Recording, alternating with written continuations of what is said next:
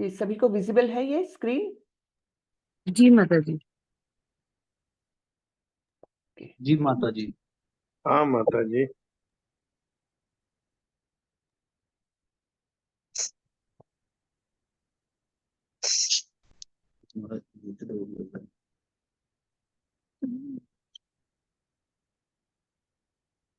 Okay.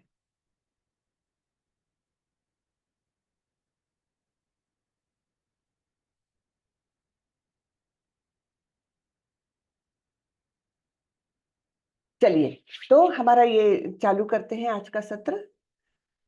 तो हम देखते हैं कि ये आज के सत्र से हम चालू कर रहे हैं 18 दिन का हमारा अभ्यास क्रम।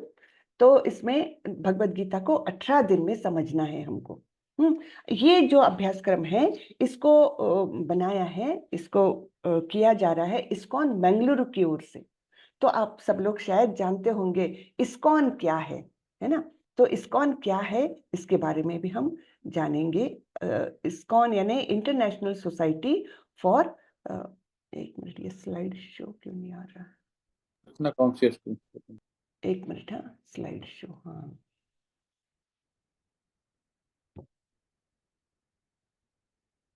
ये नए लैपटॉप में मैं एकदम अभी वो नहीं हूँ, अभी पहली बार मैं यूज कर रही हूँ। चलिए कोई बात नहीं। तो ISKCON is international society for Krishna consciousness. तो ये हमारे श्रीला भक्ति वेदांत स्वामी प्रभुपाद जी है जिन्होंने इस इस्कॉन की स्थापना की थी। और कहाँ पर की थी? ये न्यूयॉर्क में जाकर के की थी। भारत में नहीं हुई थी इसकी स्थापना। इसकी स्थापना हुई थी न्यूयॉर्क शहर में। क्यों? क्योंकि इनके जो गुरु थे उन्होंने इन्हें आदेश दिया था कि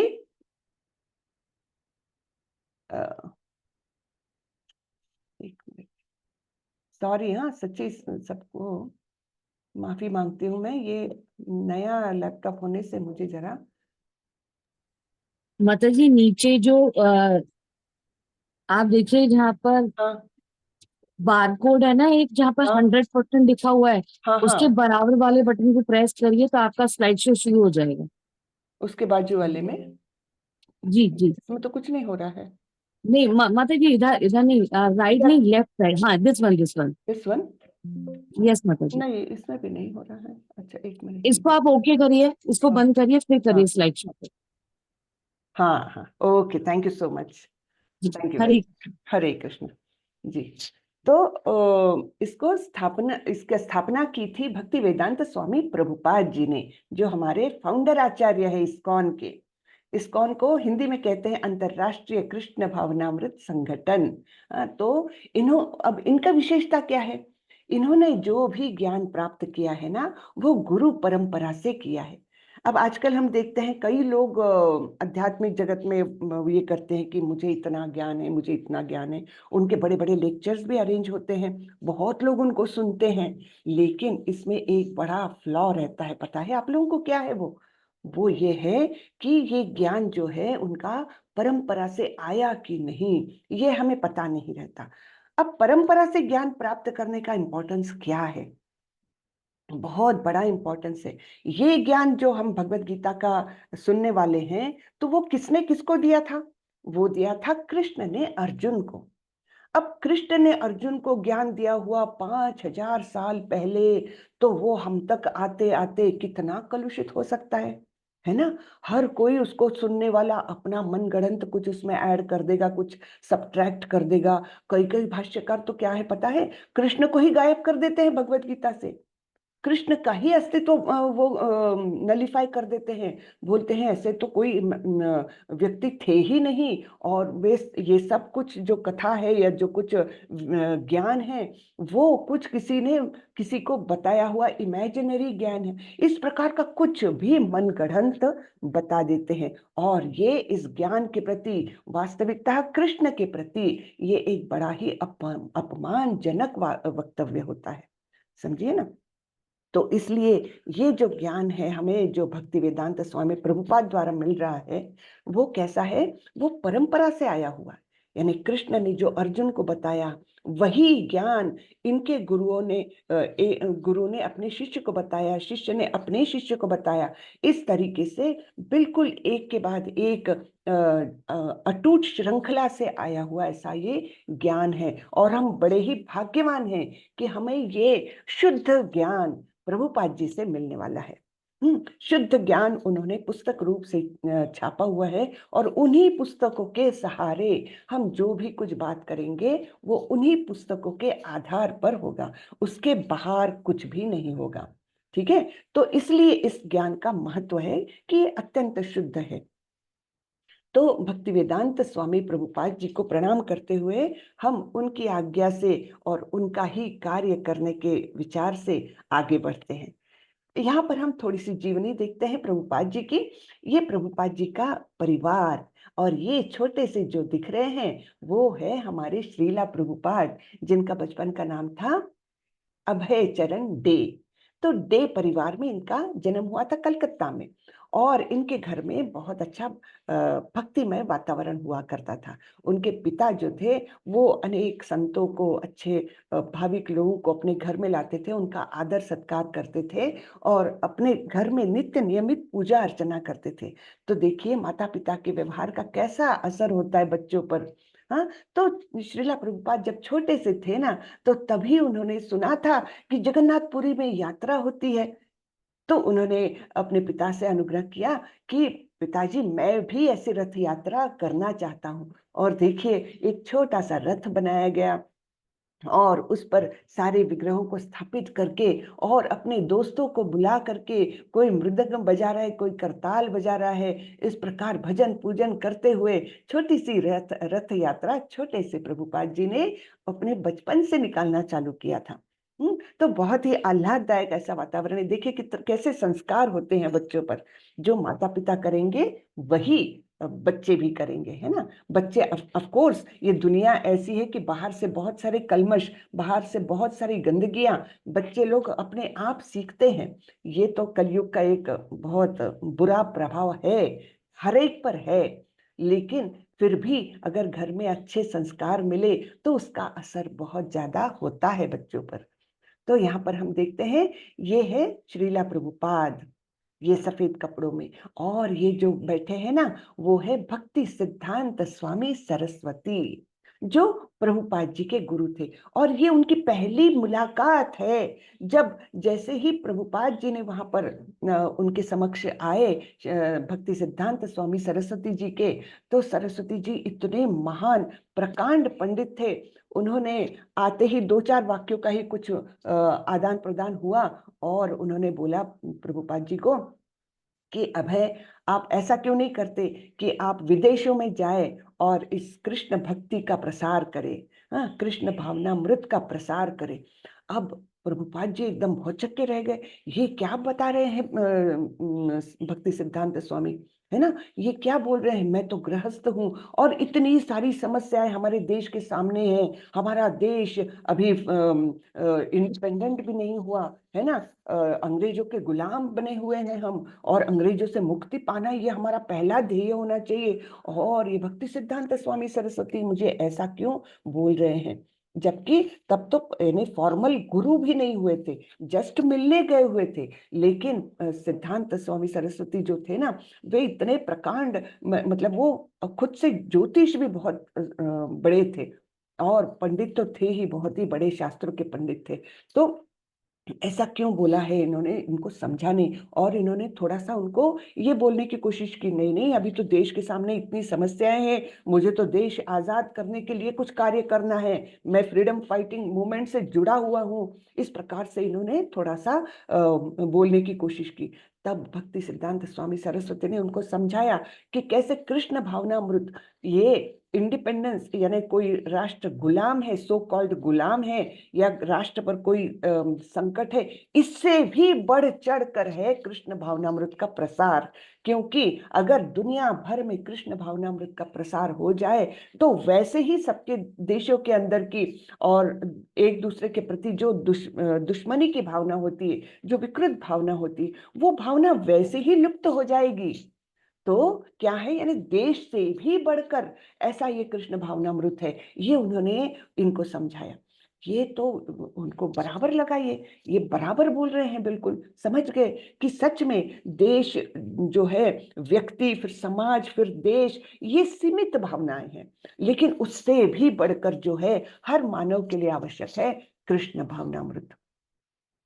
तो ये उनको बात समझ में आ गई। किंतु उस समय वे जस्ट, उनकी नई नई शादी हुई थी, छोटा बच्चा भी था, और इस प्रकार से मतलब उनका गृहस्थ जीवन चालू हो चुका था, तो वो कैसे जाते सब छोड़ छाड़ करके, है ना। तो उन्होंने वो इच्छा, मतलब वो आदेश जो है अपने मन में छुपा के रखा।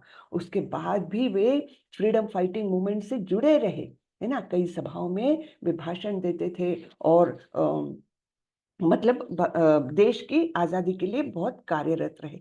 लेकिन बैक ऑफ द माइंड में उनको अपने गुरु के आदेश के बारे में मतलब बार बार याद आती थी कि मेरे गुरु ने मुझे ऐसा आदेश दिया है। फिर क्या हुआ, 1965 में, यानी जब प्रभुपाद जी 69 ईयर्स के हुए, आप सोचिए 69 ईयर्स के, यानी 70 को बस टच करने वाले हैं। इतनी एज में कोई व्यक्ति बिना पैसे के, बिना किसी सहारे के, बिना किसी जान पहचान के, एक मालवाहु जो रहता है ना, कार्गो शिप जिसको कहते हैं, उससे एक व्यक्ति, बूढ़ा व्यक्ति विदेश जा रहा है, अमेरिका जा रहा है। क्यों? क्योंकि मुझे मेरे गुरु के आदेश का पालन करना है। इसके बीच अनेक घटनाएं हुई। हाँ, इसके बीच उनके बच्चे बड़े हुए, उनका बिजनेस फला फूला, फिर वो उसका मतलब वो एकदम डाउन भी हो गया, बिजनेस बिजनेस में बहुत लॉस आया। ऐसे अनेक उतार चढ़ाव सारे जीवन में आए, लेकिन उन्होंने अपने अध्यात्म का जो अभ्यास था वो कभी भी नहीं छोड़ा। चाहे बाहर की परिस्थिति कुछ भी रहे, अपना अभ्यास करते रहे, और अपने जो भौतिक कार्य है वो भी करते रहे, परिवार का भरण पोषण, पालन पोषण अच्छे से करते रहे, लेकिन उसको साथ दिया अपने आध्यात्मिक अभ्यास से। ठीक है। तो और फिर क्या हुआ कि उनको जब एक एज में आए, जब उनके बच्चे एकदम सेटल हो गए थे, और उन्होंने देखा कि घर में उनको आध्यात्मिक प्रगति के लिए पोषक ऐसा वातावरण है ही नहीं, है ना। बहुत मतलब उनको परिवार की तरफ से कोई सहायता तो छोड़ दो, लेकिन सहयोग भी नहीं मिला। सहायता तो बहुत दूर की बात है, सहयोग तक नहीं मिला। तब उन्होंने अपना परिवार छोड़कर वे वृंदावन में जाकर एक मंदिर में रहने लग गए, और उन्होंने सन्यास ले लिया। ठीक है। सन्यास लेने के बाद भी उनको जाना तो था ही, कैसे भी करके मेरे गुरु की आज्ञा का मुझे पालन करना है। तो इस प्रकार वे फिर जैसे तैसे किसी से फ्री का टिकट मतलब अरेंज करवाया, और उनके ही मालवाहु जहाज में वे अमेरिका पहुंचे। 35 दिन का सफर, और उसमें उनको 2 हार्ट अटैक आए सफर में। और उसके बाद भी केवल वे कृष्ण से प्रार्थना करते रहे, मुझे केवल मेरे गुरु की आज्ञा का पालन करना है, उसके लिए मुझे जाने दीजिए, मुझे कोशिश करना है। अब अमेरिका तो पहुंच गए, लेकिन वहां ना कोई जान, ना पहचान, ना पैसे हाथ में, ना कुछ, कुछ भी नहीं। और उसके बाद भी इतने मतलब भक्ति की ये पराकाष्ठा है कि केवल कृष्ण के सहारे उन्होंने अपना वहां का कार्य चालू कर दिया। एक पार्क में बैठकर वो केवल हरे कृष्ण कृष्ण कृष्ण हरे हरे, हरे राम राम राम हरे हरे, इस महामंत्र का जप कीर्तन वे करते थे, केवल एक पार्क में बैठ करके। तब फिर क्या हुआ कि धीरे धीरे धीरे लोग वहां पर, वो उसी पार्क में बहुत सारे हिप्पीज भी आते थे। आप लोगों को जानकारी होगी हिप्पीज कौन थे। ऐसे बच्चे थे जो अच्छे अच्छे घरों के थे, किंतु वे सब समाज के जो भी रूल्स कानून कायदे हैं उनको तोड़कर एक उन्मुक्त जीवन जीना चाहते थे। तो ऐसे हिप्पियों का एक ग्रुप वहां पर बैठा करता था। अब इनका जब भजन चालू हुआ, पहले दिन 2-4 दिन 8-10 दिन कोई नहीं आया, लेकिन फिर 1-2 बच्चे आकर वहां बैठने लग गए। बच्चे यानी वही यूथ, है ना, यंग लड़के। वहां बैठने लग गए, उनको वो अच्छा लगने लगा। फिर और धीरे धीरे ग्रुप आने लग गया, और धीरे धीरे करके वहां पर भीड़ बढ़ने लग गई, और फिर कुछ लोग उनके पूरे टाइम के शिष्य हो गए। उन्होंने प्रभुपाद जी का जो कुछ सिखाया जा रहा था वो सब उन्होंने ग्रहण करना शुरू कर दिया, और इस प्रकार 65 में प्रभुपाद जी वहां गए और 66 में इस्कॉन की स्थापना हुई। हाँ, न्यूयॉर्क में प्रॉपर रजिस्ट्रेशन वगैरह करके, international society for Krishna consciousness. अब वहां तो कुछ था ही नहीं, 4-6 लोग उनके फॉलोअर्स जो वो हो गए थे, मतलब जो पूरे टाइम के लिए जुड़े थे। भजन सुनने के लिए तो बहुत आते थे, कीर्तन सुनने के लिए, लेकिन उनके जो फुल टाइम फॉलोअर्स थे उस समय तो संख्या थी 4-6-8, है ना, ज्यादा नहीं थी। लेकिन नाम कैसा दिया प्रभुपाद जी ने, international society for Krishna consciousness, है ना, क्योंकि उतनी विजन थी प्रभुपाद जी की कि ये जो प्रचार हो रहा है, जो आंदोलन हो रहा है, कृष्ण के नाम का प्रचार करने का आंदोलन जो हो रहा है, वो सीमित नहीं रहने वाला, ये देश विदेश में पूरी दुनिया में फैलेगा जरूर। और ऐसा एक दिन आएगा जब दुनिया के हर नगर में, हर गांव में, हर घर में हरे कृष्ण महामंत्र का संकीर्तन होगा। ये उनकी विजन थी, ठीक है। और अभी कुछ नहीं तो 50% तो अचीव हो गया ना। आज के दिन में सारे ही देशों में इस्कॉन की स्थापना है, सारे ही देशों में इस्कॉन के फॉलोअर्स है, सारे देशों में इस्कॉन के भक्त है, चाहे वो कोई भी धर्म से हो। ये कृष्ण भावनामृत ये धर्म से लिमिटेड नहीं है, मर्यादित नहीं है ये। हाँ, कोई भी धर्म का व्यक्ति इससे जुड़ सकता है, इसको फॉलो कर सकता है, ठीक है।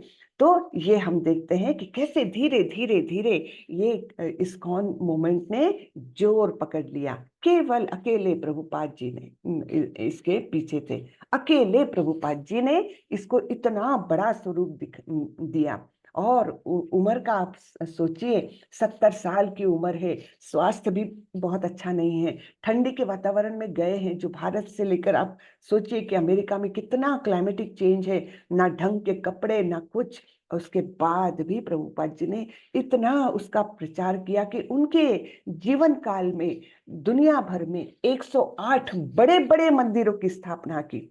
इस्कॉन के मंदिर आप अगर गए होंगे तो आपने देखा होगा कितना ऑप्युलेंट मंदिर होता है ना, एकदम उसकी मतलब सुंदर मंदिर होता है, एक भव्य मंदिर होता है इस्कॉन का, छोटा मोटा नहीं होता। और बहुत सुंदर विग्रह रहते हैं, उनका बहुत सुंदर श्रृंगार किया जाता है। तो ये सब इस्कॉन के जो बेसिक वो थे, नियम थे, वो पूरे प्रभुपाद जी ने दिए हुए हैं, जो आज तक शब्दशः उनका पालन होता है हर मंदिर में। हाँ? तो प्रभुपाद जी ने केवल मंदिरों की स्थापना नहीं की, उन्होंने क्या किया है, इतनी सारी बुक्स लिखी है। आप सोचिए, इतनी सारी बुक्स शायद मेरे जैसा व्यक्ति तो जीवन काल में मैं पढ़ने में भी असमर्थ हूँ, इतनी बुक्स उन्होंने लिखी है। पूरी तो पढ़ी भी नहीं जाएगी। और साथ ही साथ एक बैक टू गॉड हेड नाम की मैगजीन उन्होंने चालू कर दी थी, वो तो बहुत पहले ही चालू कर दी थी जब वे गृहस्थाश्रम में थे, तब से उन्होंने ये बैक टू गॉड हेड नाम की मैगजीन चालू कर दी थी, जो आज तक उनके भक्त चालू रखे हैं, ठीक है। तो ये प्रभुपाद जी के बारे में हमने सुना, तो आगे बढ़ते हैं। ये है हमारे इस्कॉन राधा गोविंद मंदिर मैंगलोर के विग्रह, राधा गोविंद, उनको प्रणाम करते हुए हम आगे जाते हैं।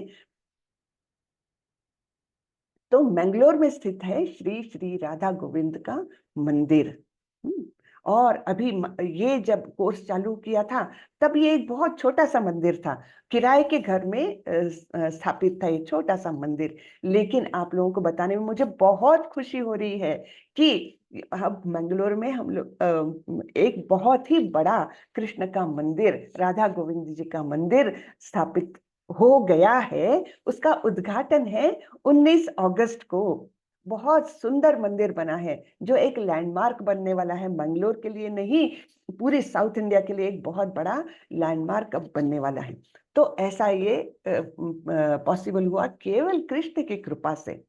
हाँ, जब ऑनलाइन कोर्सेस चालू हुए कोरोना के समय, कोविड-19 जब था, बहुत ज्यादा सब लोग लॉकडाउन में बंद थे, तो हमारे जो प्रभु जी है इस्कॉन मैंगलुरु के प्रेसिडेंट, उन्होंने सोचा कि अब कैसे भगवत गीता का प्रसार किया जाए। तब उन्होंने अपने गुरु के आदेश के अनुसार ऑनलाइन कोर्सेस चालू किए। और ये एक इतना ग्रैंड सक्सेस रहा कि अभी तक करीबन 10 लाख लोग इस कोर्स के द्वारा मंगलुरु से जुड़ गए हैं। 10 लाख लोग कृष्ण के बारे में जानते हैं। 10 लाख लोगों ने भगवत गीता सुनी या पढ़ी है। तो बताइए ये कितना बड़ा सक्सेस है। और ये केवल इंडिया में नहीं, ये ऑल ओवर वर्ल्ड।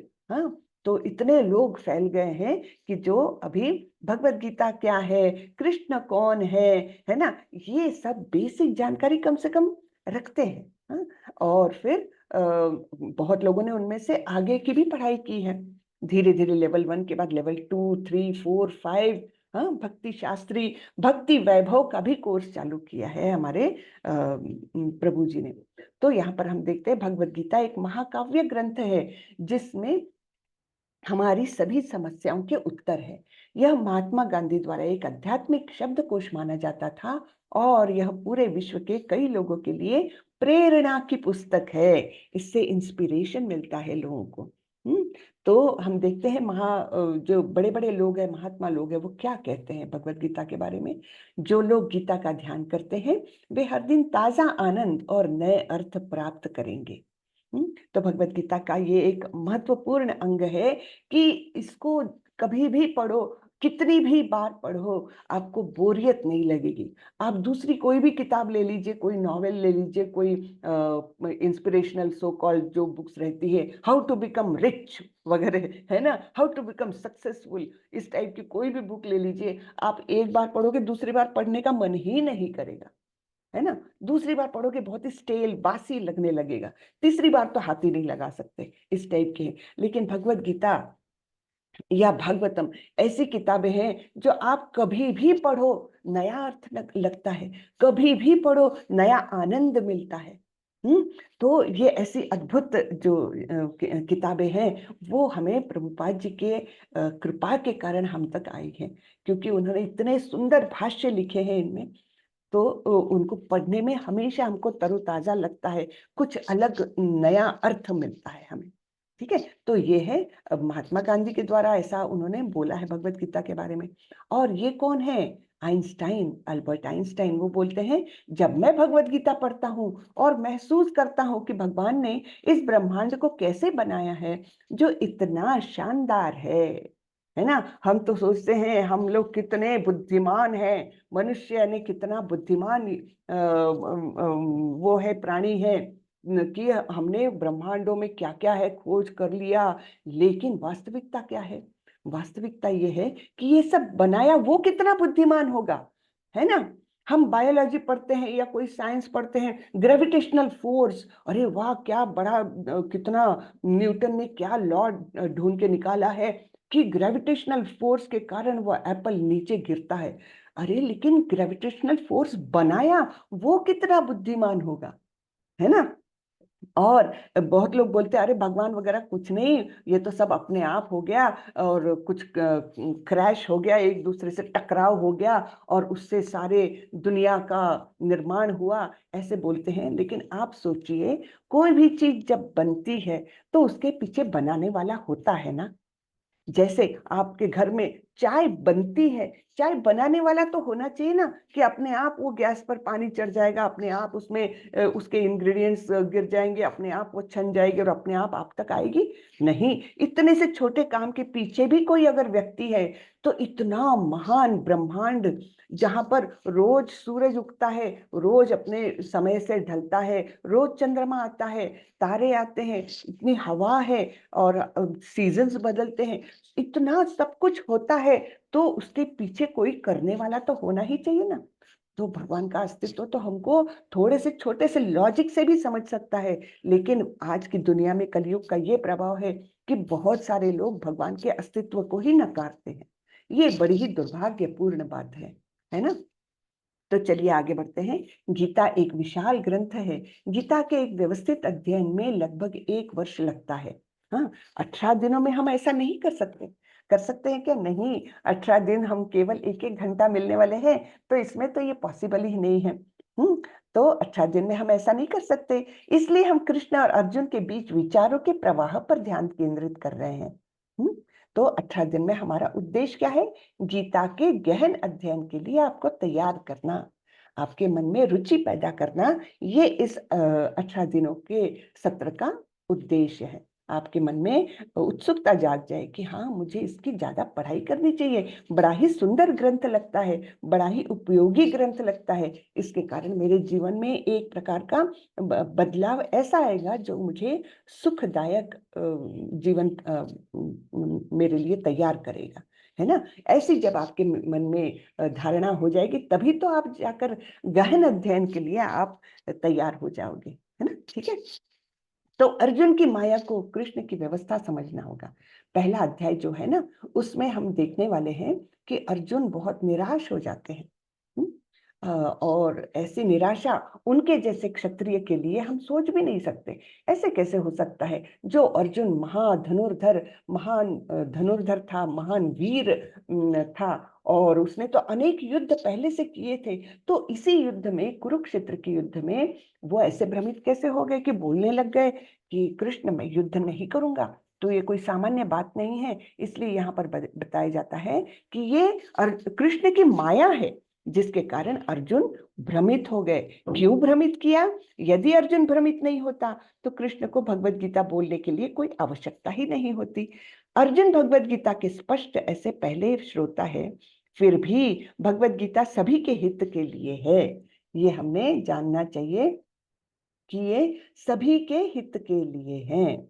इसलिए भगवान ने खास करके अर्जुन को माया में उलझा दिया और फिर भगवत गीता का कथन किया, जिससे हम कलयुगी मंद बुद्धि लोगों के लिए ये एक सुंदर सा मार्ग तैयार किया भगवान ने, कि हम भगवत गीता को समझे और हम आध्यात्मिक जगत में प्रगति करें। तो गीता के रहस्यवाद की यात्रा शुरू करते हैं। आप सभी का स्वागत है। हरे कृष्णा। तो ये हम पहले, हरे कृष्णा, तो हम सबसे पहले गीता महात्म्य देखेंगे ना, गीता की महिमा क्या है। तो इसे बनाया है श्री आदि शंकराचार्य द्वारा। तो मैं ये श्लोक पढ़ती हूँ, शॉर्ट में इसका मतलब देखते जाएंगे, फिर हमारा पहला अध्याय शुरू होने वाला है।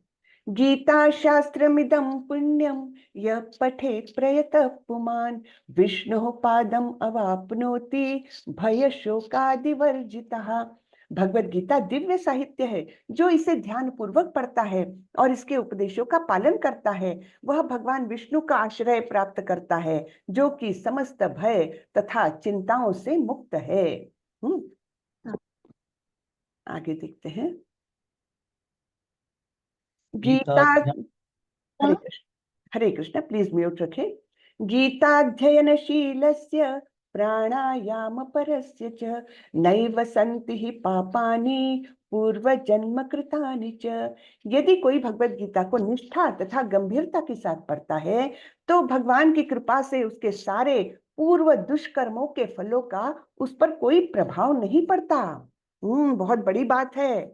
हम लोग, सभी लोग पापी है। आप बोलोगे नहीं नहीं, मैं तो पापी नहीं हूं, लेकिन हम सभी पापी है। इसका सबसे पहला एक निशानी है कि हम इस भौतिक जगत में हैं। ठीक है, अगर हम पापी नहीं होते तो यहाँ नहीं होते ना। तो हम सभी लोग कुछ ना कुछ पाप कर्म हमने सबने किए हैं।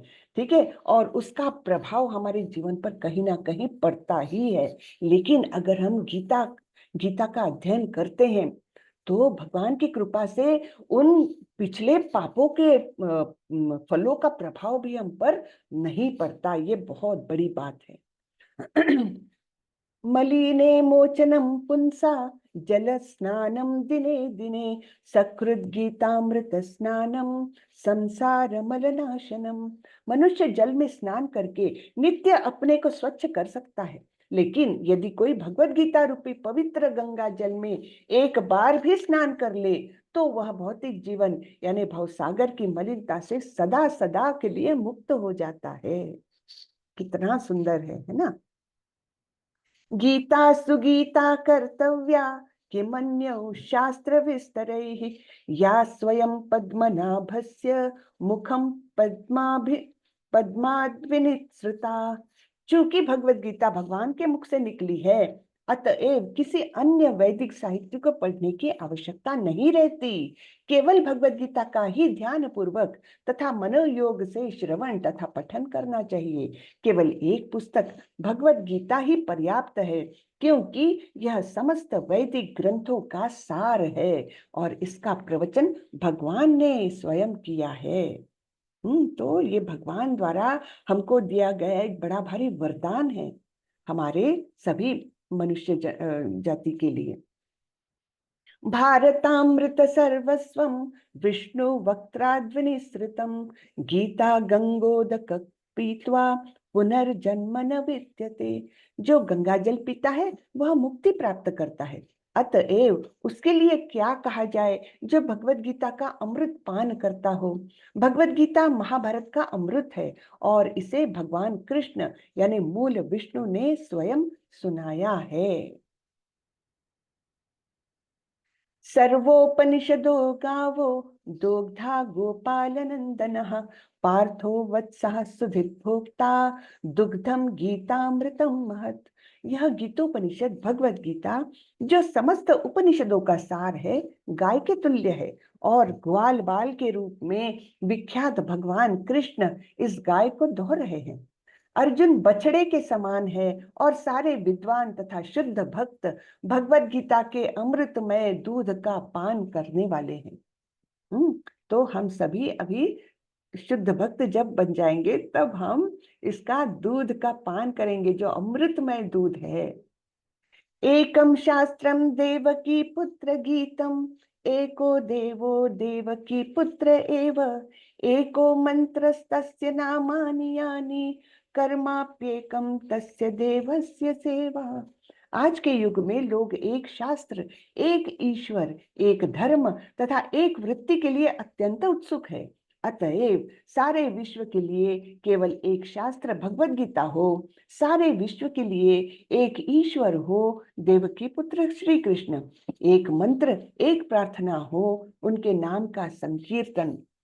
हरे कृष्ण कृष्ण कृष्ण हरे हरे, हरे राम राम राम हरे हरे। और केवल एक ही कार्य हो, भगवान की सेवा। तो यहाँ से चालू हो रहा है हमारा अर्जुन विसर्ग योग, यानी अर्जुन का योग विलाप। यहाँ पर विलाप करने वाले हैं अर्जुन। क्यों करने वाले हैं हम देखते हैं अभी। तो भगवत गीता की शुरुआत होती है धृतराष्ट्र कुछ बोल रहे हैं उससे। धृतराष्ट्र कौन थे? कौरव के पिता। दुर्योधन इत्यादि जो कौरव 100 पुत्र थे धृतराष्ट्र के, उनके ये पिता, और ये अभी हस्तिनापुर के महाराज भी है, लेकिन वे जन्म से ही अंधे थे। और जब ये युद्ध हो रहा है चचेरे भाइयों के बीच में, है ना, कौरव और पांडव क्या थे? सगे चचेरे भाई। तो उनके बीच ये जो युद्ध हो रहा है, धृतराष्ट्र को बड़ी उत्सुकता है। ये बड़े ही महत्वाकांक्षी रहे हैं, इनको राज्य प्राप्त करने के लिए, मतलब उनकी महत्वाकांक्षा हमेशा से रही। और जब पांडु नहीं रहे, जो इनके असली में छोटे भाई थे, पांडु नहीं रहे, तब इनको राजा बनाया गया। पहले क्यों नहीं बनाया गया? क्योंकि जन्मांध थे, ये जन्म से अंधे थे, इसलिए पांडु को राजा बनाया गया था।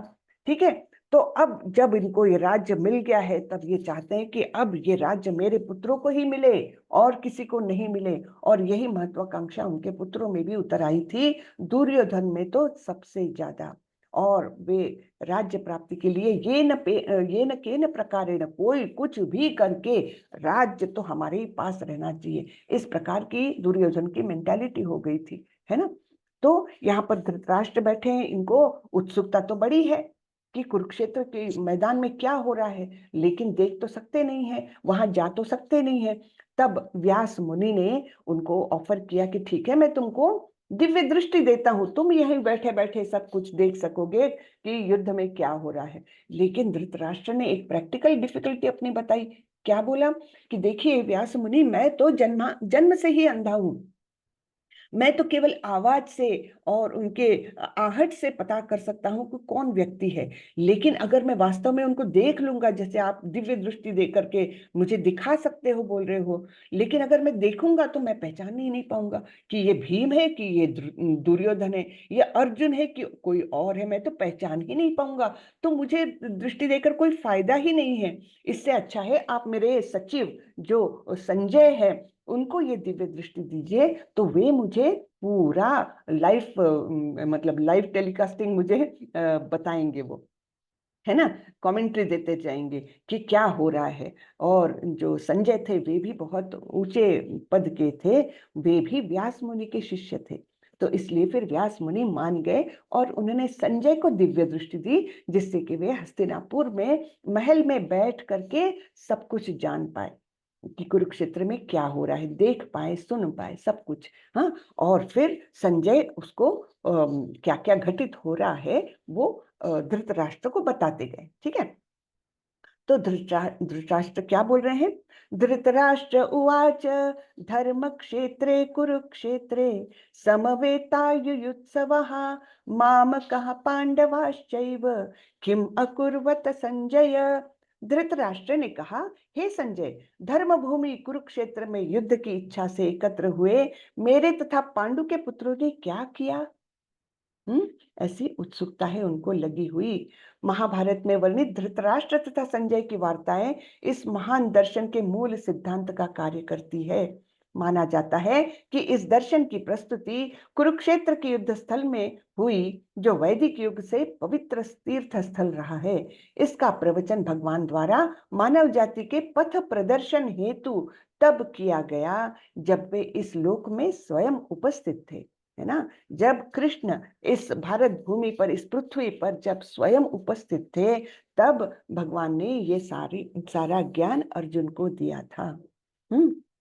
अब संजय बता रहे हैं। संजय ने कहा, हे राजन, पांडुपुत्रों द्वारा सेना की व्यूह रचना देखकर राजा दुर्योधन अपने गुरु के पास गया और उसने ये शब्द कहे। ठीक है, अब देखिए, राजन तो पहले तो धृतराष्ट्र को बोल रहे हैं, लेकिन फिर बाद में राजा दुर्योधन बोल रहे हैं। राजा तो थे नहीं वे उस समय, है ना, दुर्योधन राजा नहीं थे, लेकिन एक प्रकार से संजय अपने महाराज को, अपने राजा को जरा तुष्टि करने के लिए, उनको अच्छा लगे इसके लिए, कुछ अच्छे शब्द बोलने के लिए वो उनके बेटे को राजा बोल रहे हैं, है ना, जिससे कि उनको संतुष्टि हो जाए कि हाँ हाँ मेरा बेटा ही राजा बनने वाला है। तो इस प्रकार संजय ने एक की चतुराई भी थोड़ी सी यहाँ पर दिख रही है। और वे बोल रहे हैं कि दुर्योधन गए द्रोणाचार्य के पास, जो उनके गुरु थे, है ना, और फिर क्या बोले, हे आचार्य, पांडुपुत्रों की विशाल सेना को देखे, जिसे आपके बुद्धिमान शिष्य द्रुपद के पुत्र ने इतने कौशल से व्यवस्थित किया है। अब ये कितना टॉन्टिंग वे में बोल रहे हैं, देखिए अपने गुरु के साथ, है ना, कैसा उनका आविर्भाव है, देखिए अपने गुरु के साथ, जो बिल्कुल ही गलत है ना। वो क्या बोल रहे हैं कि आपके बुद्धिमान शिष्य, यानी उनको एक प्रकार से टॉन्ट मार रहे हैं कि देखिए आपने अपने शिष्य द्रुपद के पुत्र को, हाँ, जो ज्ञान दिया वो अपने अपने पर ही उलट के आ रहा है। देखिए उन्होंने कितनी सुंदर व्यूह रचना की है ना। तो आपने जिसको ज्ञान दिया वही उलटकर आपके सामने युद्ध के लिए खड़े हैं। इस प्रकार से दुर्योधन अपने आचार्य से, अपने गुरु से बातें कर रहा है। तब कुरुवंश के वयोवृद्ध परम प्रतापी एवं वृद्ध पितामह ने सिंह गर्जना की सी ध्वनि करने वाले अपने शंख को उच्च स्वर से बजाया, जिससे दुर्योधन को हर्ष हुआ। तो दुर्योधन को टेंशन आने लग गया था कि देखो कितनी सुंदर व्यूह रचना की है। तभी भीष्म पितामह ने बहुत जोरों से अपने शंख को बजाया। शंख ध्वनि किस लिए की जाती थी? कि चलो अब हम युद्ध के लिए तैयार है। तो इस प्रकार हमारे भीष्म पितामह ने गर्जना की, सिंह गर्जना के समान आवाज निकाली, और वो सुनकर दुर्योधन को हर्ष हुआ। फिर क्या हुआ? ततः श्वेतैर्हरै युक्ते महति स्यन्दने स्थितौ माधवः पाण्डवश्चैव दिव्यौ शंखौ प्रदप्नतु। दूसरी ओर से श्वेत घोड़ों द्वारा खींचे जाने वाले विशाल रथ पर आसीन कृष्ण तथा अर्जुन ने अपने अपने दिव्य शंख बजाए। ठीक है। तो ये अर्जुन और कृष्ण कृष्ण तो यद्यपि युद्ध नहीं करने वाले थे, है ना, किया भी नहीं उन्होंने, केवल एक प्रसंगों को छोड़ के जो आगे आ जाएगा। तो दोनों ने अपने अपने दिव्य शंख बजाए। तो इनके शंखों को क्या एडजेक्टिव लगाया है, क्या विशेषण लगाया है? दिव्य शंख। हाँ, तो ये इस पृथ्वी के थे ही नहीं, ये आध्यात्मिक दिव्य ऐसे तरीके से शंख बजाए उन्होंने। ठीक है। अथ व्यवस्थितान् दृष्ट्वा धार्तराष्ट्रान् कपिध्वजः प्रवृत्ते शस्त्र संपाते धनुरुद्यम्य पांडवः ऋषिकेशं तदा वाक्यम इदम आह महीपते। उस समय हनुमान से अंकित ध्वजा लगे रथ पर आसीन पांडुपुत्र अर्जुन अपना धनुष उठाकर तीर चलाने के लिए उद्यत हुआ। हे राजन, धृतराष्ट्र के पुत्रों को व्यूह में खड़ा देखकर अर्जुन ने श्री कृष्ण से ये वचन कहे। सॉरी। तो उनके रथ का वर्णन हो रहा है ना। कैसा रथ है? जिनके ऊपर हनुमान एक ध्वज में अंकित है ना। और उनका जो अर्जुन का जो धनुष था वो भी बहुत महान था, गांडीव धनुष, है ना। और धृतराष्ट्र के पुत्रों को इस प्रकार व्यूह में देख करके श्री कृष्ण से कुछ बोलने जा रहे हैं अर्जुन। क्या बोल रहे हैं? अर्जुन ने कहा, हे अच्युत, कृपा करके मेरा रथ दोनों सेनाओं के बीच में ले चले, जिससे मैं यहाँ युद्ध की अभिलाषा करने वालों को और शस्त्रों की महान परीक्षा में जिनसे मुझे संघर्ष करना है उन्हें देख सकूं। तो दोनों ओर की सेनाएं देखिए, यहाँ पर दोनों ओर की सेनाएं एक दूसरे के आगे खड़ी है एकदम तैयार। और तब अर्जुन बोलता है कि मैं देखूं तो जरा कौन कौन है मुझसे युद्ध करने के लिए की इच्छा से यहाँ आए हैं। मैं देख लूं जरा, इसलिए आप बीच में ये रथ ले जाएं। तो बीच में रथ लेकर गए उनके सारथी जो स्वयं कृष्ण है ना। स्वयं कृष्ण उनके सारथी बने हुए हैं। और उनको अर्जुन ने बोला कि दोनों सेनाओं के बीच में रथ ले चलिए। तब अर्जुन ने वहां दोनों पक्षों की सेनाओं के मध्य में अपने चाचा ताऊओं, पितामहों, गुरुओं, मामाओं, भाइयों, पुत्रों, पौत्रों, मित्रों, ससुरों और शुभ चिंतकों को भी देखा। तो सबको ऑब्जर्व किया कि कौन कौन है। तो उसमें कौन दिखे? सभी अपने सगे संबंधी दिखे अर्जुन को। और तब अर्जुन की अवस्था बहुत विकट हो गई, क्योंकि उनमें उनके मन में करुणा जाग गई कि मैं ये क्या करने जा रहा हूँ। मेरे सामने युद्ध के लिए उपस्थित है, मेरे स्वयं के बंधु बांधव खड़े हैं, मेरे चचेरे भाई खड़े हैं, मेरे चाचा लोग, मेरे ताऊ लोग और मेरे भीष्म पितामह, मेरे गुरु, मेरे सगे संबंधी, ये सारे खड़े हैं। तो अर्जुन एकदम विषाद से भर गए, उनके मन में दुख भर आया, करुणा भर आई। और अर्जुन क्या बोले? अर्जुन उवाच दृष्ट्वेमं स्वजनं कृष्ण युयुत्सं समुपस्थितं सीदन्ति सीदन्ति मम गात्राणि मुखं च परिशुष्यति। अर्जुन ने कहा, हे कृष्ण,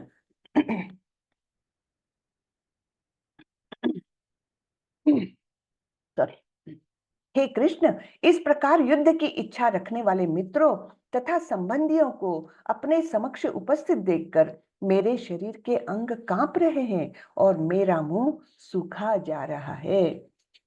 तो उन सभी सगे संबंधियों को देखकर उनको मारने की विचार भर से उनको इतना दुख होने लग गया कि उनका शरीर कांपने लग गया करुणा से, और उनका मुंह सूखने लग गया कि मैं ये क्या पाप कर्म करने जा रहा हूँ। हे कृष्ण, इस युद्ध में अपने ही स्वजनों का वध करने से ना तो मुझे कोई अच्छाई दिखती है और ना मैं उससे किसी प्रकार की विजय, राज्य या सुख की इच्छा रखता हूँ, है ना। तो हम लोग कुछ भी प्राप्त करना क्यों चाहते हैं? कि हमारे सगे संबंधियों को भी हमारी जो हमने जो कुछ कमाया है उससे सगे संबंधियों को भी आनंद हो जाए, है ना। हम लोग बड़ा घर बनाते हैं और फिर किसको बुलाते हैं? अपने सगे संबंधियों को बुलाते हैं, पार्टी देते हैं और वास्तु पूजन करते हैं, सबको बुलाते हैं। क्यों? क्योंकि उनको भी आनंद आ जाए। क्या सुंदर घर बनाया तुमने, बहुत अच्छा है ना। तो सगे संबंधियों को अपने आनंद में शामिल करना हमको सबको अच्छा लगता है। और यहाँ पर अर्जुन की क्या अवस्था है कि मैं अपने ही स्वजनों का वध करूंगा और ये राज्य भी प्राप्त करूंगा। तो फिर क्या है, उसमें कोई मुझे अच्छाई नहीं दिख रही है ना। तो इसलिए मुझे राज्य या सुख की इच्छा नहीं रखता हूं मैं, क्यों रखूंगा मैं। हे गोविंद, हमें राज्य सुख अथवा इस जीवन से क्या लाभ, क्योंकि जिन सारे लोगों के लिए हम उन्हें चाहते हैं वे ही इस युद्ध भूमि में खड़े हैं। हे मधुसूदन, जब गुरुजन, पितृगण, पुत्रगण, पितामह, मामा, ससुर, पौत्रगण, साले तथा अन्य सारे संबंधी अपना धन एवं प्राण देने के लिए तत्पर है और मेरे समक्ष खड़े हैं, तो फिर मैं इन सबको क्यों मारना चाहूंगा, भले ही वे मुझे क्यों न मार डाले। हे जीवों के पालक, मैं इन सबों से लड़ने को तैयार नहीं, भले ही बदले में मुझे तीनों लोग क्यों न मिलते हो। इस पृथ्वी की तो बात ही छोड़ दे, भला धृतराष्ट्र के पुत्रों को मारकर हमें कौन सी प्रसन्नता मिलेगी। ये सारे विचार अर्जुन के मन में आ रहे हैं, देखिए है ना, कि मुझे कोई सुख नहीं मिलने वाला, मुझे पाप लगेगा, है ना। इस प्रकार से उनके मन में करुणा आ रही है, दया आ रही है उनके मन में। कुल का नाश होने पर सनातन कुल परंपरा नष्ट हो जाती है और इस तरह शेष कुल भी अधर्म में प्रवृत्त हो जाता है। हे कृष्ण, जब कुल में अधर्म प्रमुख हो जाता है तो कुल की स्त्रियां दूषित हो जाती है और स्त्रीत्व के पतन से हे वृष्णिवंशी अवांछित संतानें उत्पन्न होती है। देखो कितना भविष्य का सोच रहे हैं यहाँ पर अर्जुन, है ना। क्या सोच रहे हैं कि यहाँ पर इतने सारे युद्ध के लिए जो लोग खड़े हैं वो मारे जाएंगे अगर मुझसे, क्योंकि वो जानते थे कि मुझ में कितना सामर्थ्य है, अपना सामर्थ्य तो जानते ही थे वे, है ना अर्जुन। तो वो बोल रहे हैं कि ये सारे लोग, सारे सैनिक मारे जाएंगे और फिर क्या होगा, घर में बचेगी केवल स्त्रियां और बच्चे।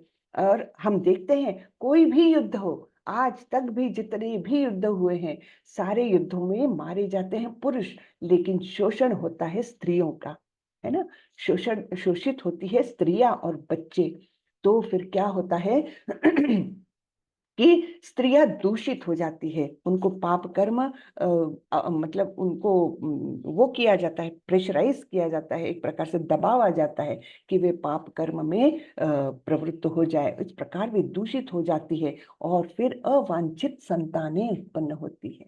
अवांछित यानी जिनकी इच्छा नहीं है, मतलब जो इस धरती पर जन्म ले ऐसी किसी की भी इच्छा नहीं है, ना माता पिता की ना समाज की, किसी की भी इच्छा नहीं है, ऐसी अवांछित संतानें पैदा हो जाती है, उत्पन्न हो जाती है। फिर ये अवांछित संतानें क्या करती है, ये संतानें संस्कारहीन होने से समाज में उत्पात मचाती है ना। समाज में क्या बताती है, क्या बनाती है, उत्पात, बड़ा खराब समाज बना देती है ये अवांछित संतानें। ठीक है ना। तो ये सब विचार कर रहे हैं अर्जुन। संकरो नरकायैव कुलघ्नानां कुलस्य च पतन्ति पितरो येषां लुप्तपिंडोदकक्रियः। अवांछित संतानों की वृद्धि से निश्चय ही परिवार के लिए तथा पारिवारिक परंपरा को विनष्ट करने वालों के लिए नारकीय जीवन उत्पन्न होता है। नरक के समान जीवन उत्पन्न हो जाता है, ठीक है ना। परिवार का भी और सभी का एक नारकीय जीवन, नरक के समान जीवन हो जाता है। ऐसे पतित कुलों के पुरखे यानी जो मृत हो गए हैं पितर लोग जो है वो गिर जाते हैं, क्योंकि उन्हें जल तथा पिंड दान देने की क्रियाएं समाप्त हो जाती है। तो हमारी परंपराएं होती है, हर घर की परंपरा होती है कि अपने अपने पितरों को वे जल देते हैं, पिंड दान करते हैं कोई स्पेसिफिक दिनों में, है ना, उनके लिए शुभकामनाएं रखते हैं। और ऐसा माना जाता है कि उससे वो पितर लोग जो है उनको अच्छी गति मिलती है। ठीक है। तो वो सब क्रियाएं समाप्त हो जाती है जब अवांछित संतानें समाज में आती है ना। तो इस प्रकार यहाँ संजय बोल रहे हैं। संजय उवाच एव मुक्त्वा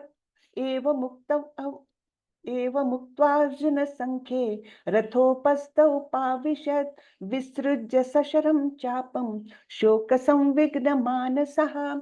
संजय ने कहा, युद्ध भूमि में इस प्रकार कहकर अर्जुन ने अपना धनुष तथा बाण एक ओर रख दिया और शोक संतप्त चित्त से रथ के आसन पर बैठ गया। अब देखिए, आप सोचिए कोई एक बच्चा है, बहुत ही ब्रिलियंट है और उसकी आईआईटी एंट्रेंस की एग्जाम है, सबको विश्वास है ये तो टॉप करेगा, बहुत ही ब्रिलियंट बच्चा है ना। वैसे ही अर्जुन थे, है। तो ऐसा ये बच्चा परीक्षा के दिन बिल्कुल तैयार होकर के वहां पर गया परीक्षा सेंटर में, बस अभी पेपर बस मिलने ही वाला है, और उस समय वो बच्चा बोलता है कि मैं एग्जाम नहीं दूंगा। तब उसके दोस्त और उसके माता पिता उन पर क्या गुजरेगी। बिल्कुल वैसी ही परिस्थिति है यहाँ पर अर्जुन की, जो इतने बड़े धनुर्धर है, इतने महान वीर योद्धा है, और वे बिल्कुल सारी सेनाएं दोनों तरफ की तैयार हो गई है, और तब ये बोल रहे हैं मैं युद्ध नहीं करूंगा। उन्होंने अपना धनुष बाण रख दिया और आसन पर बैठ गए। उनका मन जो है विषाद से भरा हुआ था, उनके मन में अनेक विचार चल रहे थे, है ना। इस प्रकार वे बैठ गए, और फिर क्या हुआ ये हम अगले अध्याय में देखने वाले हैं। यहाँ पर हमने देखा अर्जुन के मन में अनेक विचार जो है वो आने लग गए थे। उनके मन में करुणा भी जागी, उनको लगा कि मुझे पाप लगेगा, फिर उनको लगा कि मुझे क्या सुख मिलने वाला है इन लोगों को मारकर, फिर उनको लगा कि सारी पारिवारिक परंपराएं नष्ट हो जाएगी, और फिर वे असमंजस में पड़ गए, है ना। उनको समझ में नहीं आया कि मैं अब क्या करूं। तो इस प्रकार ये 5 कारण हैं कि अर्जुन ने बोला कि मैं युद्ध नहीं करूंगा। ये हुआ हमारा पहले अध्याय का एंड हो गया, है ना। बहुत सुंदर है ना ये, कि अर्जुन किस प्रकार इतने महान योद्धा होने के बाद भी एन मौके पर बोल रहे हैं कृष्ण मैं युद्ध नहीं करूंगा। फिर क्या होगा, है ना। तो हम अगले अध्याय से ये देखने वाले हैं। तो आज का अध्याय यही खत्म होता है। हरे कृष्ण। किसी को कुछ पूछना है तो पूछिए, और ये भी बताएं कि पहला अध्याय कैसा लगा। आप लोगों की हरे प्रतिक्रिया कृष्ण। मैं सुनना चाहती हूँ। हरे कृष्णा। हरे हरे कृष्ण माता जी। हरे कृष्णा जी। माता जी, मेरा ये प्रश्न था जी। कि जैसे हमने अब तक यही सुना है कि कोई पुण्य कर्म किए होंगे तब हमें जाके ये मतलब मनुष्य जन्म मिला है। हम्म। लेकिन आपने आज के अध्याय में बोला कि हमारे ही कर्मों का फल है बिल्कुल। जिसकी वजह से हमें ये जन्म मिला है, तो ये दोनों बातें आपस में मैच नहीं कर रही। देखिए, हम सभी भौतिक जगत में हैं, है ना। बेसिकली 2 जगत होते हैं भगवान के सारे सृष्टि के सृजन में। 2 प्रकार के जगत है। कौन से हैं? एक है आध्यात्मिक जगत और दूसरा है भौतिक जगत। ठीक है। तो आध्यात्मिक जगत में वो लोग हैं जो पूर्ण तरीके से पवित्र है, पूरी तरह से उनमें कोई कलमश नहीं है, वो भगवान के साथ रहते हैं। वैकुंठ लोक में या गोलोक वृंदावन नामक एक जगह है जहां पर भगवान नित्य वास करते हैं, कृष्ण के स्वरूप में, द्विभुज स्वरूप में, 2 भुजाएं और सुंदर बांसुरी पकड़े हुए, और मुरलीधर जिनको कहते हैं, और मोर पंख का मुकुट पहने हुए, ऐसे सुंदर परिवेश में जहां रहते हैं, उसको, उस जगह को बोलते हैं गोलोक वृंदावन। और जब नारायण वेश में वो रहते हैं, ऑफिशियल वेश में, तो उसको कहते हैं वैकुंठ लोक। ठीक है। तो ये हुए आध्यात्मिक जगत के पार्ट। इसके अलावा दूसरा जगत है जो भौतिक जगत है, जहां पर हम लोग हैं। तो भौतिक जगत में केवल पृथ्वी नहीं, अनेक ग्रह है, अनेक ब्रह्मांड है। हाँ, अनेक ब्रह्मांड है। और वहां पर कौन लोग रहते हैं? जिन्होंने कुछ अपराध किया भगवान के लिए, और फिर ऐसी इच्छा प्रकट की कि भगवान ही क्यों एंजॉयर है, भगवान ही क्यों यहाँ के मालिक है, मैं भी कुछ मालिक बनना चाहता हूँ, मैं भी कुछ एंजॉय करना चाहता हूँ, है ना। और फिर इसलिए भगवान ने, जैसे कोई बच्चा रहता है, छोटी लड़कियां आप देखते होंगे घर में, तो वो बोलती माँ ही क्यों खाना बनाए, मैं भी खाना बनाऊंगी, है ना। बोलती है ना कि मैं भी घर घर जी खेलूंगी। फिर बच्ची के लिए क्या करते हैं, वो छोटे छोटे खिलौने के जो वो रहते हैं ना, क्या बोलते, बर्तन रहते हैं, छोटा नकली गैस रहता है ना, इस प्रकार के खिलौने लाकर देते हैं बच्ची को। फिर वो बच्ची अपना घर घर खेलती है ना। तो ऐसे ही एक प्रकार से समझिए कि हमको भगवान ने हमारे लिए ये भौतिक सृष्टि बनाई। अच्छा, तुमको एंजॉय करना है, तुमको भोग करना है, जाओ, तुम्हारे लिए ये भौतिक जगत निर्माण किया। लेकिन होता क्या है, जब भौतिक जगत में हम आते हैं ना, तो हम माया द्वारा एकदम जकड़ लिए जाते हैं। इसका वर्णन आगे आएगा माता जी, ये मैं बहुत मतलब ज्यादा डिटेल में नहीं बता दूंगी, आगे आएगा इसका वर्णन। शॉर्ट में ये बात है कि हमारे लिए भौतिक जगत क्रिएट किया, लेकिन भौतिक जगत में हम ऐसे लिपटे पड़े रहे कि हम हर एक कर्म करते रहे, चाहे वो अच्छा हो चाहे बुरा हो, उसके बंधन से हम फिर से भौतिक जगत में ही पड़े रहे। ठीक है, तो अब ये इवोल्यूशनरी प्रोसेस चालू होती है कि पहले तो कीड़े मकोड़े सब कुछ ऐसे ऐसे योनियों में से आते आते कभी तो भी मानव जन्म तक पहुंच जाते हैं हम। हाँ, मानव जन्म। अब मानव जन्म में हम रिपीटेड बर्थ भी ले सकते हैं, ऐसा नहीं है कि एक ही बार मिलेगा, लेकिन रिपीटेड भी बर्थ ले सकते हैं। रिपीटेड बर्थ कब लेंगे? जब हम कुछ पुण्य कर्म करेंगे, जैसे आप बोल रहे हो। एक तो इवोल्यूशनरी प्रोसेस से आएगा मनुष्य जन्म, और फिर अगर हम थोड़े से भक्ति मार्ग में हैं या थोड़े थोड़े कुछ अच्छे कर्म कर रहे हैं, तो उसके परिणाम भोगने के लिए भी हमको मनुष्य जन्म देते हैं भगवान। ठीक है, तो इस प्रकार आप जो बोल रहे हैं वो भी करेक्ट है, लेकिन बेसिकली हम भौतिक जगत में क्यों हैं? क्योंकि हमने कुछ भगवान के प्रति मन में ऐसी इच्छा रखी, थोड़ा सा भगवान का द्वेष किया, भगवान से ईर्ष्या की, इसलिए हमको यहाँ पर आना पड़ा है। ठीक है, लेकिन है तो हम सभी भगवान के ही अंश। सारे जीव, चाहे वो भौतिक जगत में हो चाहे वो आध्यात्मिक जगत में हो, सभी है भगवान के अंश। केवल हम या आप इमेजिन करें, कोई शहर है, बड़ा सा शहर है ना, या बड़ा सा राज्य है, उसमें एक कारागृह होता है, तो हम कारागृह में हैं, उस बंदीशाला में हैं, हम भौतिक जगत में है या नहीं, बंदीशाला में है, फिर भी हम सिटीजन्स तो है उसी राज्य के, लेकिन है बंदीशाला में। जब हम अच्छे कर्म करेंगे, जब हमारा उतना संग्रह हो जाएगा, अच्छे पुण्य का बोलिए या अच्छे कर्मों का बोलिए, तब हम उस बंदी गृह से बाहर निकल सकते हैं, है ना। बस वैसे ही हम अभी जेल में है, ये समझ लीजिए, भौतिक जगत यानी जेल। ठीक है, तो मनुष्य ठीक है जन्म तो ठीक है, ए ग्रेड बंदी को भी ए ग्रेड बाद में बार बार मिल सकता है, वैसे हम मनुष्य जन्म में है ए ग्रेड कैदी है हम लोग, बाकी कुछ नहीं है। ठीक है ना माता जी? जी माता जी, धन्यवाद धन्यवाद माता जी। धन्यवाद। हरे कृष्णा।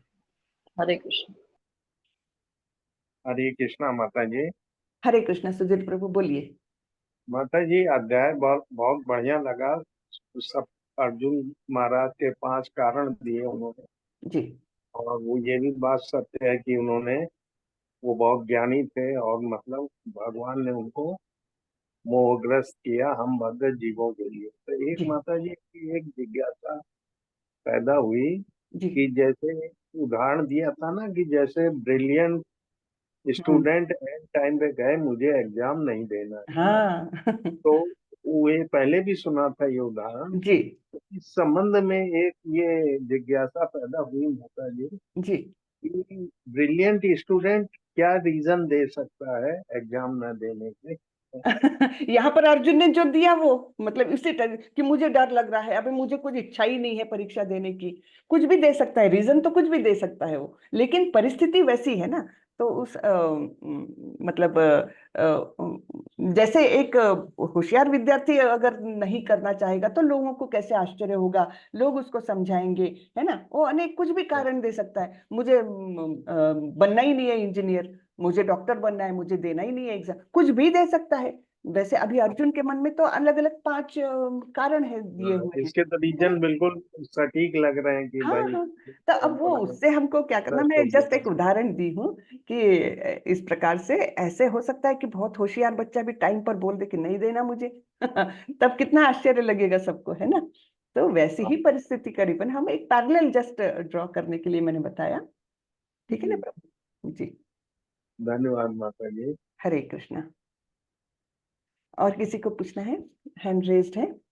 हरे कृष्णा माता जी, दंडवत हरे प्रणाम। कृष्णा जी प्रभु। ओम माता प्रभु। जी, एक जिज्ञासा थी कि श्री कृष्ण को मतलब सूक्ष्म सूक्ष्म जानने के लिए क्या करना चाहिए? सूक्ष्म से सूक्ष्म जानने के लिए जी माता जी। बहुत विस्तार अच्छा से प्रश्न मतलब है जी। विस्तार।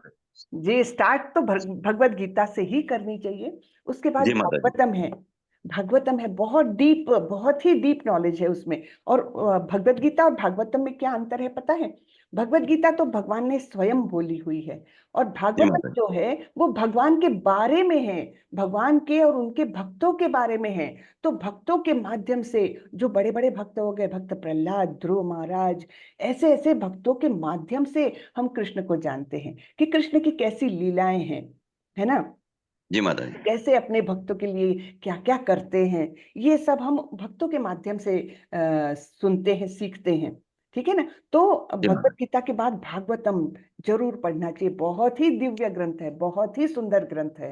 हम जी माता और उसके बाद और एक बहुत बड़ा ग्रंथ है चैतन्य चरितामृत, तो उसका भी अध्ययन करना चाहिए। जैसे जितना जितना हम पढ़ेंगे भगवान के बारे में, जितना जितना उस पर कंटेम्पलेट करेंगे, विचार करेंगे, उतना उतना हम भगवान को ज्यादा जानेंगे। और ये नहीं होता कि हम भगवान को देखते हैं, जी नहीं, हम में उतनी ताकत नहीं है। भगवान हमारे सामने प्रकट होते हैं जब उनकी इच्छा होती है। ठीक है। तो जी इसमें माता जी। इन दो बातों में अंतर है कि हम देखते हैं, इसमें अहम यानी मैं देखने वाला हूं, मैं का भाव है उसमें, वो कभी नहीं हो सकता भगवान के लिए। भगवान की जब इच्छा हो तब भगवान प्रकट होते हैं उनकी इच्छा से। ठीक है ना। तो जी इसलिए माता जी। हमने ये कोशिश करना है कि हम भगवान को प्रसन्न करें, और तब कहीं जाकर वो खुद को रिवील करेंगे आपके सामने, हम जी देख माता जी। सकते हैं। ठीक है ना। जी माता जी। बहुत सुंदर चीजें हैं ये। जितना जितना आप पढ़ोगे उतना उतना आनंद पाओगे, इतनी बात पक्की। बहुत जी माता जी। आनंदमय जी आनंदमय माता सफर है ये हमारा। ठीक है। जी माता जी, बहुत अच्छा समझाया माता जी। जी धन्यवाद। धन्यवाद माता जी। हरे कृष्णा। हरे कृष्णा। हरे हेलो। कृष्णा। कौन है नेक्स्ट? दिनेश प्रभु जी, बोलिए प्रभु। राधे कृष्णा माता जी। हरे कृष्णा जी प्रभु, बोलिए। कृष्ण का शाब्दिक अर्थ क्या है? हाँ, कृष्ण का कौन से? कृष्ण का शाब्दिक अर्थ। प्रश्न यानी जिज्ञासा। कृष्ण यानी जिज्ञासा। जी, है धन्यवाद। ना। मन में कोई जिज्ञासा उत्पन्न होगी तब हम प्रश्न करते हैं। ठीक है प्रभु। ठीक। जी। अनीता माता जी, आपने पूछा क्या? हरे कृष्णा। श्री कृष्ण माता जी, दंडवत प्रणाम माता जी। हमको पता नहीं था आज क्लास इसका शुरू, हम सोचे खत्म हो गया है। कब से रहेगा? कल से? बस 6 बजे चालू हो जाता है, 5:30 से ही चालू हो जाता है वो। तब श्लोक का रिसाइटेशन वगैरह होता है, और प्रॉपर मेरी क्लास चालू हो जाएगी 6 बजे माता जी। अच्छा, 6 से 7। जी जी, 6 से 7। और फिर कुछ प्रश्न। इसमें भागवतम रहेगा, गीता रहेगा माता जी? भगवत गीता रहेगी माता जी। अच्छा, थैंक यू माता जी। मुझे पता नहीं था, कल हम सोचे कुंदन प्रभु जी काम वो खत्म हो गया, पर श्लोक तो फिर नहीं होगा। ठीक है माता जी, थैंक यू। हरे हरे कृष्णा। कृष्ण माता जी, दंडवत प्रणाम। दंडवत प्रणाम। तो इस बार कितने लोग फर्स्ट टाइमर्स है? कौन पहली बार आ रहे हैं? जरा हैंड रेस करें। पहली बार आने वाले लोग कितने हैं?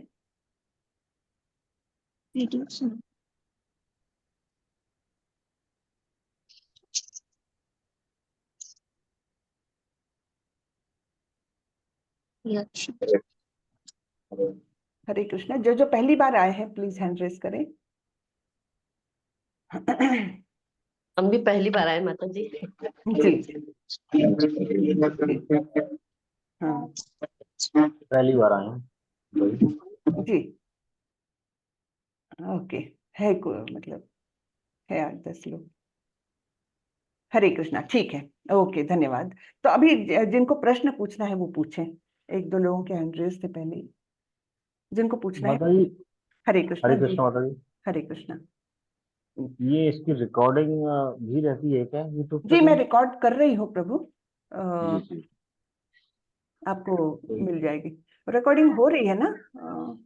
हो रही जी है। मैम, अपनी रिकॉर्डिंग हो रही है, और रिकॉर्डिंग आपको ग्रुप में मिल जाएगी, जहाँ पर हम लोग डेली का मैसेज डालते हैं ना आप लोगों को, वहीं पे जी रिकॉर्डिंग भी मिल जाएगी आपको। जी। धन्यवाद। हरे कृष्ण। धन्यवाद। अरे, निशांत अग्रवाल प्रभु ने पूछा है, हम गीता का प्रथम अध्याय कब शुरू करेंगे? हो गया प्रभु। ठीक है। और किसी ने पूछा, even in Pakistan also temple of ISKCON is there. हाँ, आप सुधीर प्रभु ने लिखा है, बिल्कुल पाकिस्तान में भी है। पाकिस्तान में भी इस्कॉन का मंदिर है। एक दो ही कुछ देश होंगे, दो चार ही देश होंगे जहां पर इस्कॉन का टेम्पल ही नहीं है, बाकी सब देशों में है। तो इतना फैला हुआ है इस्कॉन का। और एक समय ऐसा आएगा, हाँ, भगवान की कृपा से ऐसा एक दिन आएगा जब दुनिया भर के हर नगर, हर गली में हरिनाम संकीर्तन होगा। हरे कृष्णा कृष्ण कृष्ण हरे हरे, हरे राम राम राम हरे हरे। ठीक है। तो ये कलयुग है। इसके जो अभी 10,000 साल जो है, पहले 10,000 साल वो गोल्डन ईयर्स है। इसमें आध्यात्मिक प्रगति होगी। उसके बाद बहुत ही बुरा समय आने वाला है। तो भगवान की कृपा रहे तो हम लोग सब कोशिश करेंगे कि इन 10,000 सालों के पहले इस भौतिक जगत को छोड़ के हम सभी लोग आध्यात्मिक जगत में जाए। हरि बोल, है ना। सबके सब हम लोग आध्यात्मिक जगत में जाए, जिससे कि इस कलयुग के दुष्प्रभावों को हमको फेस ना करना पड़े। बहुत बुरे दिन है, कलयुग का वर्णन बहुत भयंकर है जो आगे होने वाला है। लेकिन ये पहले कुछ वर्ष, अभी तो 5,000 से ज्यादा साल हो गए हैं, तो बचे हुए जितना पीरियड है उतना बचा है गोल्डन ईयर्स का कलयुग के। तो इसमें हम सब ने कोशिश करनी है कि बस अब ये मनुष्य जन्म आखिरी जन्म रहे हमारा, हम जाए सभी आध्यात्मिक जगत में। ये हमारा लक्ष्य रहना चाहिए इस जीवन का। ठीक है। हरे कृष्णा। तो आज का क्लास हम यहीं पर खत्म करें। किसी को पूछना है क्या तो पूछ लीजिए, हैंड रेज दिख रहे हैं अभी भी। सबके प्रश्न हो गए। पद्मजा माता जी, आपको कुछ पूछना है?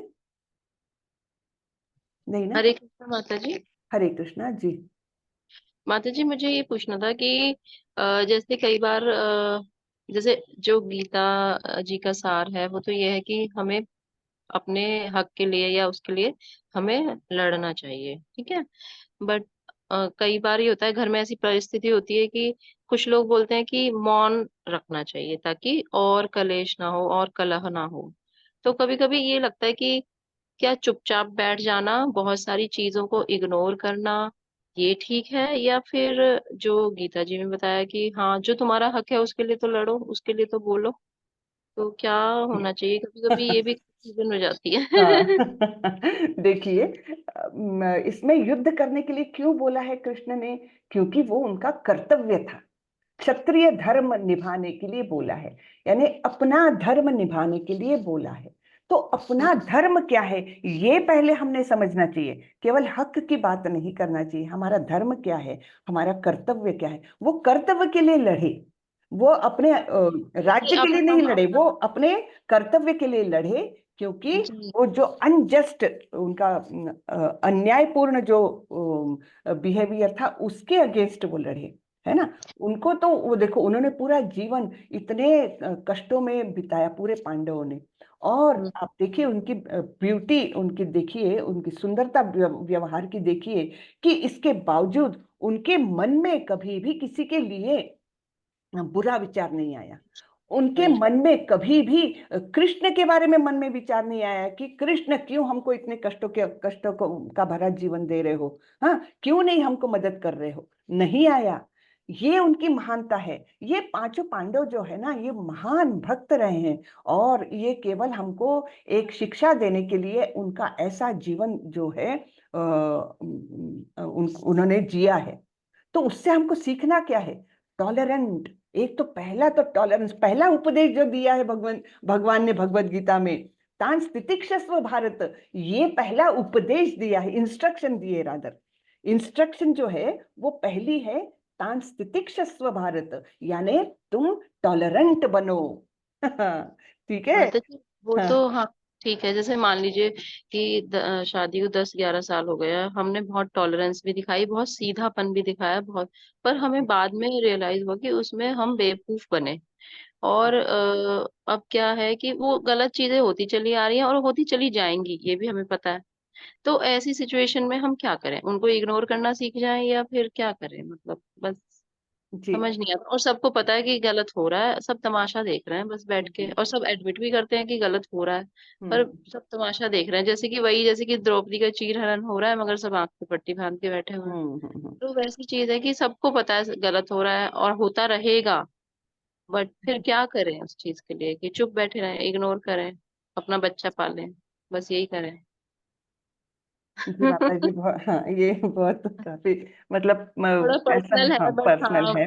तो हाँ इसके जी। लिए हाँ हम देखेंगे इसके बारे में। देखिए भगवत गीता सभी समस्याओं का उत्तर है, लेकिन अपना उत्तर अपने को ही थोड़ा सा ढूंढना पड़ता है माता जी। आप भगवत गीता में लगे रहिए, देखिए आपको जीवन का मार्ग जरूर मिलेगा, लेकिन आप उसको भगवत गीता को अच्छे से समझिए, है ना। भगवान के क्या आदेश है हर परिस्थिति में थोड़ा सा समझिए।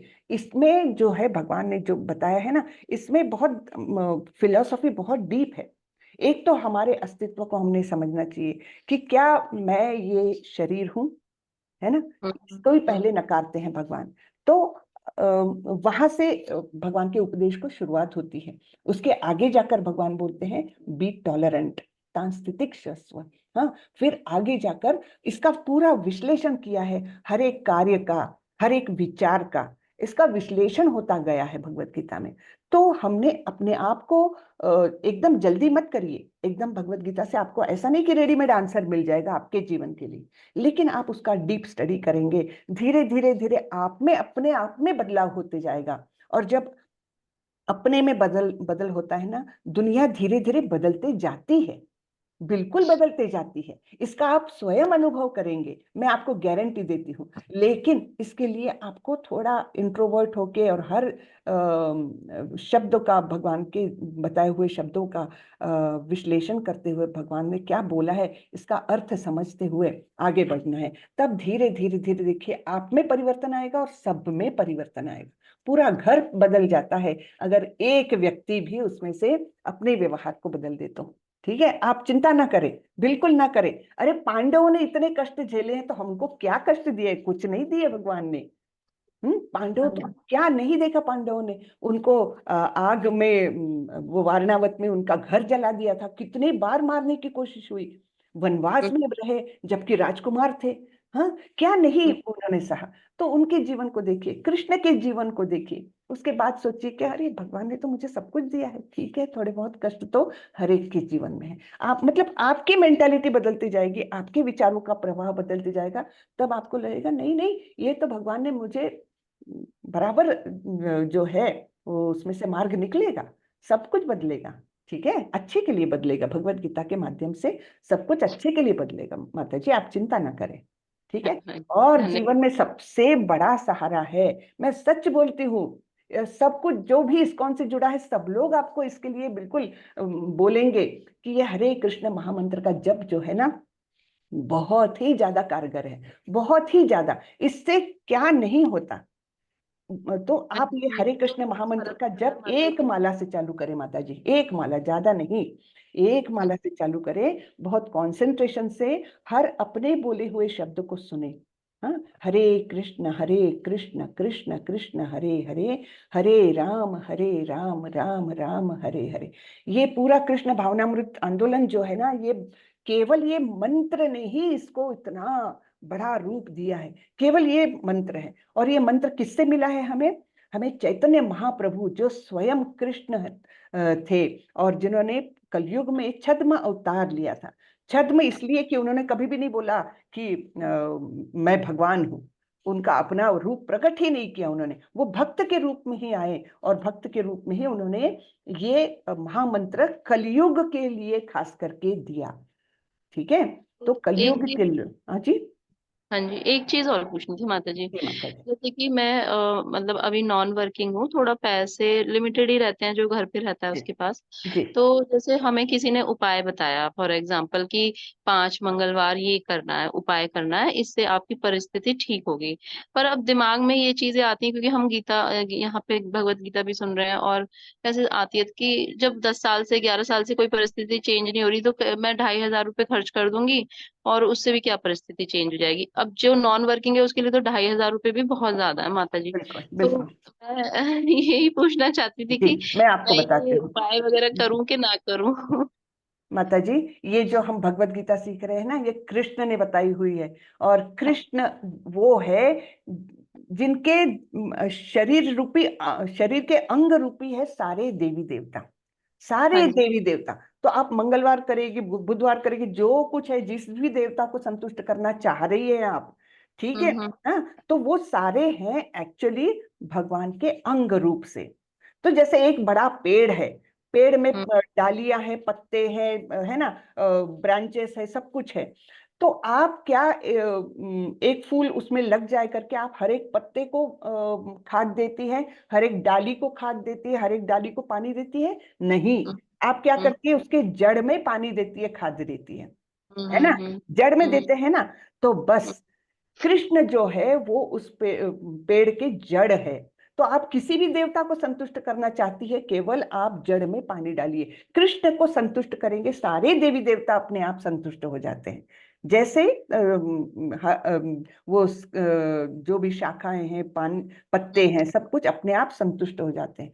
जैसे अब हमारा शरीर लीजिए, हमारे शरीर में आप 2 किलोमीटर चल के आ गई, आपके पैर दुख रहे हैं, हाँ, और कमजोरी लग रही है, तो आप क्या वो पैर को 2 रोटी खिलाएंगी? नहीं, आप अपने पेट में 2 रोटी डालेंगी, तब अपने हाँ आप आपको शरीर में पोषण मिलेगा। बराबर है ना? तो जी। यही भागवतम में बताया है, यथा तरोर मूल निषेचनेन तृप्तन्ति यत् स्कंद भुजोपशाखा। हाँ, हम्म, आत्मोपहारा च यथेन्द्रियाणाम तथैव सर्वार्हरन् अच्युतेजा। यानी जैसे पेड़ को खाद जो डालते हैं वो जड़ में डालने से पूरे वृक्ष का पोषण होता है, जैसे हम जठर में जब अन्न डालते हैं तब सारे शरीर का पोषण होता है, वैसे ही जब हम कृष्ण को संतुष्ट करते हैं तो सारे देवी देवता अपने आप ही संतुष्ट हो जाते हैं। ठीक है? तो आपको हाँ अपने प्रश्न का उत्तर मिल गया होगा कि मंगलवार करे कि बुधवार करे, जी। कृष्ण को भजे माता जी, सारे देवी देवता अपने आप संतुष्ट होते हैं। कृष्ण का पूजन करिए। सच में आपको ये तीसरे अध्याय में भी देखने को, आगे भी बहुत सारे अध्यायों में देखने को मिलेगा। 11वें अध्याय में तो स्वयं विराट रूप दर्शन में पता चलेगा कि कैसे सारे देवी देवता जो है ये भगवान के ही अंग स्वरूप है। तो हमको अलग अलग अंगों को तुष्ट करने की जरूरत नहीं है, हमको मेन जो है उनका स्रोत, उनको संतुष्ट करना है। इसलिए जी। तो इसका नाम है कृष्ण भावनामृत। नहीं तो लोग बोल रहे थे गॉड, है गॉड कॉन्शियसनेस क्यों नहीं, है ना, हाँ हाँ international society for God consciousness क्यों नहीं दे रहे नाम ऐसे? प्रभुपाद जी को बहुत लोगों ने बोला, बोले नहीं, हाँ कृष्ण कॉन्शियसनेस। हाँ जी। ठीक जी, है? धन्यवाद माता जी, आप बहुत ही चिंता ना अच्छा। करें और बस हरि नाम बोलते रहे, बहुत जीवन चेंज हो जाता है। ठीक है? ये जी। मेरा खुद का अनुभव है और अनेकों का, सभी का अनुभव है। आप जो भी इस्कॉन से जुड़े हैं, आप देख लीजिए, पूछ लीजिए, हरि नाम जो है, हरे कृष्ण महामंत्र का जप, ये हमारे जीवन को बदल देता है। ठीक है? और जी। अच्छे के लिए बदलता है। हरे कृष्ण। हरे कृष्ण माता जी, धन्यवाद बहुत बहुत। धन्यवाद। हरे कृष्णा माता जी। हरे कृष्ण।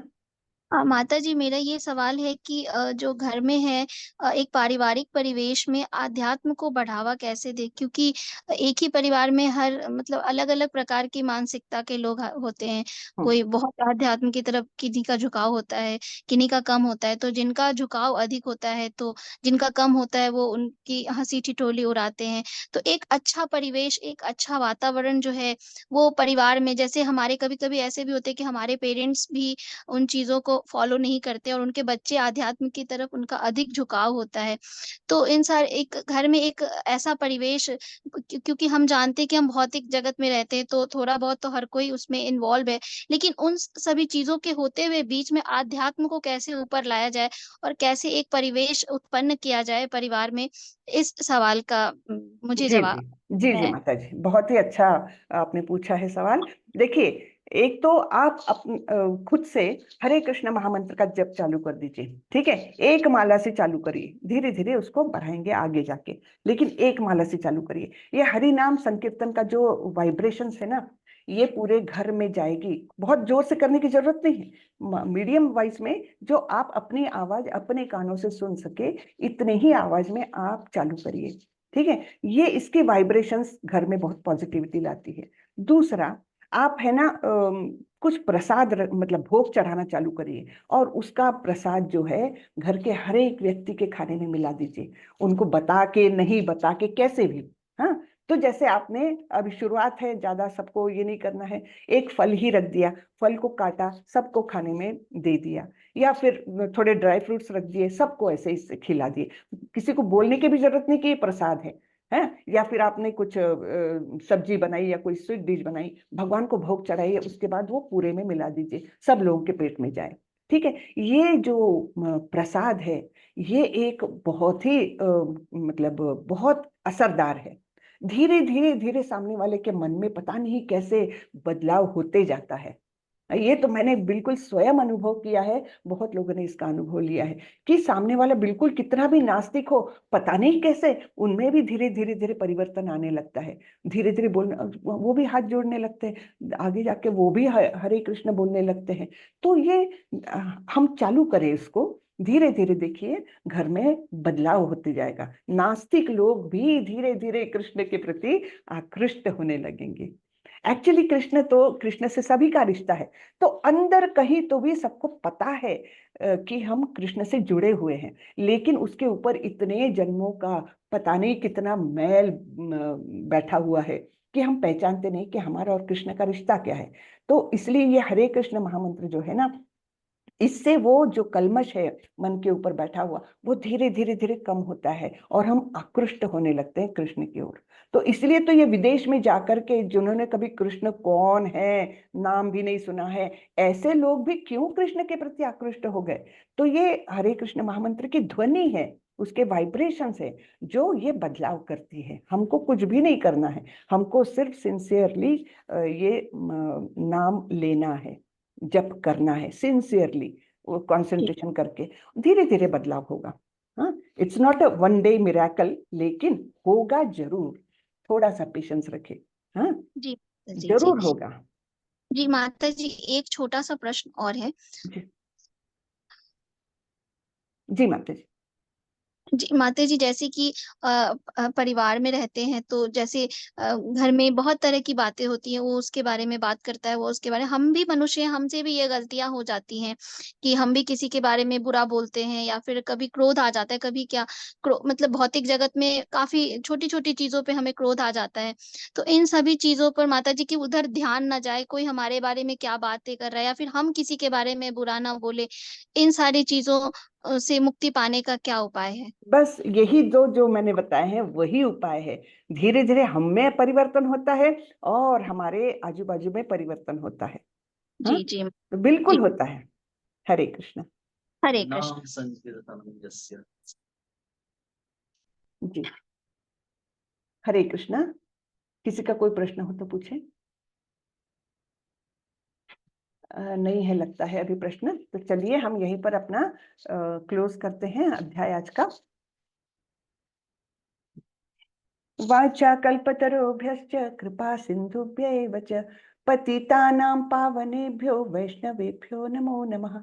अनंत कोटि वैष्णव वृंद की जय, श्रीला प्रभुपाद की जय। हरे कृष्ण। हरे कृष्ण सभी को।